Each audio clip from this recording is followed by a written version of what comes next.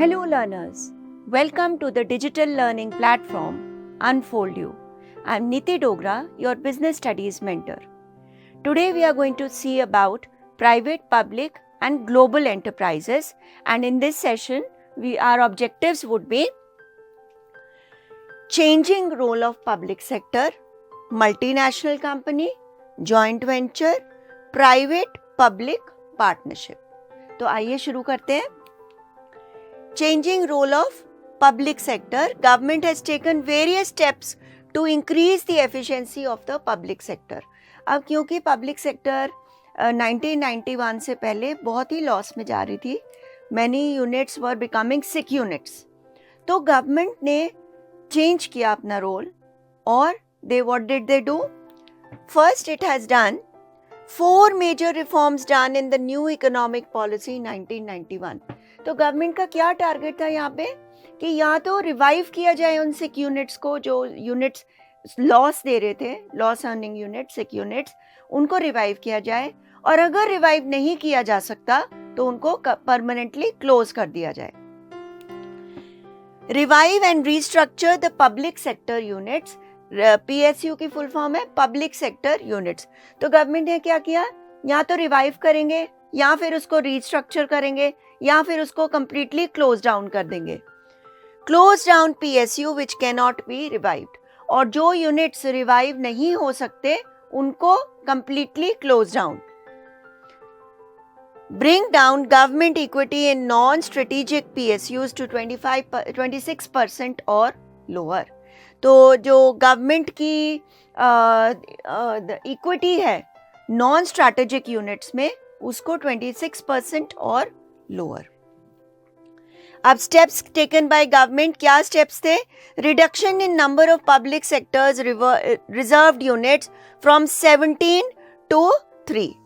पहले 1991 economic policy से पहले टोटल ऑफ 17 थे यूनिट्स, पब्लिक सेक्टर यूनिट्स जो आते थे पब्लिक सेक्टर यूनिट्स में. अब उसको रिड्यूस करके 3 कर दिया गया. Now only has atomic energy, arms and rail transport. अब यही आते हैं हमारे पब्लिक सेक्टर में, यही 3 आते हैं. बाकी के 14 they are not public sector units at all. Steps taken by government. Government decided to withdraw its holdings from PSUs and encourage more participation of private sector. अब गवर्नमेंट ने डिसाइड किया कि जो उसका होल्डिंग है पब्लिक सेक्टर यूनिट्स में, या तो उसको कम कर दिया जाए या ख़त्म कर दिया जाए, एंड प्राइवेट सेक्टर को मोर इन्वॉल्वमेंट या उनको ज़्यादा राइट्स और पावर्स दिए जाए. जैसे कि अभी रिसेंटली क्या हुआ है, एयर इंडिया को वापस प्राइवेटाइज कर दिया गया है so that it can be revived. तो इसीलिए government decided to withdraw its holdings. All loss making PSU handed over to BIFR. इसकी फुल फॉर्म होती है board of industrial and financial reconstruction. तो BIFR एक बोर्ड बनाया गया जिसका काम क्या था कि वो इंडस्ट्रियल एंड फाइनेंशियल रिकंस्ट्रक्शन करेगी. जो स्ट्रिक यूनिट्स हैं उनको रिस्ट्रक्चर करेगी, उनकी फाइनेंशियल रिकंस्ट्रक्शन करेगी. BIFR decided to wind up every sick units and revive the ones which had scope of revival. अब सारे के सारे सिक यूनिट्स को वाइंड अप कर दिया गया और वो वाले यूनिट्स जो रिवाइव कर सकते थे उनके ऊपर काम किया गया. Memorandum of understanding. अब ये क्या था? Public sector is now given targets with freedom and is accountable for the results. अब मेमोरेंडम ऑफ अंडरस्टैंडिंग के अकॉर्डिंग पब्लिक सेक्टर को टारगेट्स दिए गए. पहले टारगेट्स नहीं थे, इसीलिए कोई अकाउंटेबिलिटी नहीं थी कि आपने काम किया है कि नहीं किया. अब टारगेट्स दिए गए और इनको अकाउंटेबल भी बनाया गया अपने रिजल्ट्स के लिए. क्योंकि आप देखो कि अगर आप किसी को अपने रिजल्ट्स के लिए अकाउंटेबल होता है आंसरेबल, उससे पूछोगे नहीं कि आपका रिजल्ट कम क्यों आया है, तो people will never work towards improving the results. MOU reduces unnecessary interference of the ministers. और मिनिस्टर्स की भी इंटरफेरेंस कम की गई. ताकि they can work more efficiently.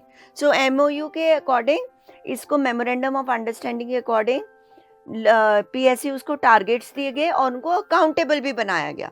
अब जैसे कि आप एग्जाम्स देते हो, अब एग्जाम में आपके रिजल्ट अच्छा नहीं आता है तो स्कूल वाले PTM रखते हैं. PTM क्यों? क्योंकि you are answerable both to your teachers and to your parents. अब उसके बाद आप फिर पढ़ना शुरू करते हो क्योंकि आपसे पूछा जाता है रिजल्ट क्यों कम आया, क्या रीजंस रहे. तो अकाउंटेबिलिटी जब फिक्स होती है तो ऑटोमेटिकली रिजल्ट्स इंप्रूव करने की तरफ डायरेक्शन में काम किया जाता है. तो इसीलिए इनको भी अपने रिजल्ट्स के लिए अकाउंटेबल बनाया गया and they were given targets. अब मल्टीनेशनल कंपनीज और global enterprises. Next is MNC. इसका क्या है? Multi means many. मल्टी का मतलब होता है मैनी और नेशनल मीन्स कंट्रीज और Nations. Okay, so MNC means in many countries or nations. So companies that are there in many countries or nations. MNC operates in many countries. So इससे हमें पता लगा कि MNC, multinational companies, they operate in many nations. MNC has its head office in one country, home country, and branch office in many countries, host countries. तो यहाँ पे क्या होता है कि इसकी हेड ऑफिस जो होता है एक होस्ट हेड कंपनी में होता है, कंट्री में होता है, जिसको कि हम बोलते हैं होम कंट्री. तो होम कंट्री में इसका हेड ऑफिस होता है. और होस्ट कंट्रीज मतलब कि होस्ट कंट्रीज बहुत सारे कंट्रीज हो सकते हैं, जो होम कंट्री होगी वो एक ही होगी क्योंकि हेड ऑफिस एक ही कंट्री में होगा. और बाकी कंट्रीज में जहाँ पे भी इसके बाकी ऑफिसेज हैं उसको हम बोलेंगे ब्रांच ऑफिसेज. और वो कंट्रीज कौन सी कंट्रीज कहलाएंगी? Host countries. Gets incorporated in the home country. अब जिस कंट्री में इसका हेड ऑफिस है उसी कंट्री में ये इनकॉर्पोरेट होती है. मतलब the birth of the company takes place in that country only. अब नेशनल मल्टीनेशनल कंपनीज के आगे क्या है? ऑल्सो कॉल्ड ट्रांजैक्शनल, ग्लोबल और इंटरनेशनल एंटरप्राइज. मतलब कि इसको इंडिया में तो इसको MNC बोला जाता है और कंट्रीज में इसको transactional enterprise, global enterprise, international enterprise. It depends upon country to country. Example Coca Cola, Hyundai etcetera, ये सारी हमारी MNCs हैं. फार्मास्यूटिकल्स में जैसे ग्लेक्सोस्मिथक्लाइन फार्मास्यूटिकल लिमिटेड, ये एक MNC है जिसका हेड ऑफिस इंग्लैंड में है और इसके ब्रांच ऑफिसेज डिफरेंट कंट्रीज में है. हमारे इंडिया में भी इसका ब्रांच जो ऑफिस है वो मुंबई में है. तो यहाँ पे एग्जाम्पल है Coca Cola. Coca Cola again is an MNC. Hyundai again is an MNC. Has oligopolistic powers in hands of few companies only. अब इसके पावर्स सभी को नहीं दिए जाते, कुछ कंपनीज को ही दिए जाते हैं. Centralise controlled by the home country. अब क्योंकि इसका जो हेड ऑफिस है वो कहाँ पे है? होम कंट्री में. तो controlled by home country only. वहीं से इसका सारा डायरेक्शंस सब कुछ वहीं से होता है. So it home country actually gives all the rules and regulations. अब जॉइंट वेंचर क्या होता है? When two or more firms join together to establish a new enterprise. जब दो या दो से ज़्यादा firms join together to establish a new enterprise, that is known as joint venture. The firms joining contribute capital and participate in the management. Therefore, it is a partnership of firms joining together. Actually, joint venture क्या होता है? Partnership of firms. क्योंकि जो firms आ रही हैं वो capital भी लेके आ रही है, मैनेज एंड कंट्रोल भी करेंगी. Therefore it is a joining together of many private partnership firms of the same countries और डिफरेंट कंट्रीज में ज्वाइन. अब यहाँ पे कोई रिस्ट्रिक्शन नहीं है कि सिर्फ एक पर्टिकुलर कंट्री के ज्वाइन कर सकते हैं या सिर्फ एक ही कंट्री के फर्म्स ज्वाइन कर सकते हैं, ऐसा कुछ नहीं है. डिफरेंट कंट्रीज के फर्म्स ज्वाइन कर सकते हैं together to form the joint venture. अब हमारा एग्जाम्पल है इसमें Tata Iron and Steel Company joined with IPCOL, a government enterprise, to promote IPI, Tata Sponge Iron Limited, which becomes a joint venture. अब हम देखते हैं प्राइवेट पब्लिक पार्टनरशिप, PPP. अब private public partnership का best example है Delhi metro. तो Delhi metro जो चल रही है, that is an example of private public partnership. अब ये होता क्या है? It is a government or private business venture which is funded and operated by partnership of government and one or more private sector. जैसे कि नाम ही इसका suggest करता है, प्राइवेट पब्लिक पार्टनरशिप. तो प्राइवेट और पब्लिक सेक्टर दोनों में पार्टनरशिप है, उससे क्या बनेगा? PPP. So they come together, government comes together with one or more private companies to form this public-private partnership. This is also called P3 or PPP. Both the government and the private company share the revenue of PPP. क्योंकि it is a partnership of the government and the private company या private companies, they are coming together. तो इसीलिए जो भी revenue generate होगा वो government भी share करेगी उसको, और जो प्राइवेट कंपनीज आई हैं या कंपनी है एक, तो वो ही कंपनी उसको शेयर करेगी.